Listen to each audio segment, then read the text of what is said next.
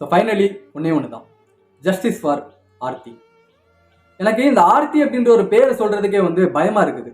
ஏன்னா நான் justice for Aarthi அப்படின்னு சொல்லும் போது அந்த ஆர்த்தி அப்படின்ற பேர்ல இருக்க பெண்களோட மனநிலை எப்படி இருக்கும், அவங்க மனசுக்குள்ள கண்டிப்பா ஒரு பயம் இருக்கும்ல, நாளைக்கு நமக்கும் இந்த மாதிரி தான் நடந்துருமோ அப்படின்ற ஒரு பயம் கண்டிப்பா கிரியேட் ஆயிருக்கும்ல. இந்த ஆர்த்தி அப்படின்னு பேர் வச்சிருக்க அந்த பெண்களோட மனசுல மட்டும் கிடையாது, எல்லா பெண்களோட மனசுலயுமே நாளைக்கு நமக்கும் இந்த மாதிரி தான் நடந்துருமோ அப்படின்ற ஒரு பயம் அப்படின்றது கண்டிப்பா கிரியேட் ஆயிருக்கும். இன்னைக்கு அந்த பாண்டிச்சேரியில அந்த சம்பவம் நடந்த அந்த பகுதியில் இருக்கிற பெண்கள் எல்லாருமே ஸ்கூலுக்கு போகவே பயந்துட்டு இன்னும் ஸ்கூலுக்கு போகாம இருக்காங்க.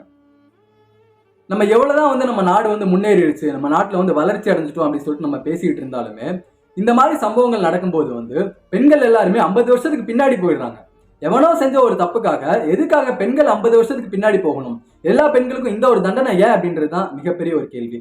ஃபைனலி ஒண்ணு தான், இந்த ஒரு சம்பவம் தான் கடைசியா இருக்கணும் அப்படின்னால் இந்த ஜஸ்டிஸ் ஃபார் ஆர்த்தி அப்படின்ற ஒரு ஹேஷ்டாக் தான் கடைசியா இருக்கணும்.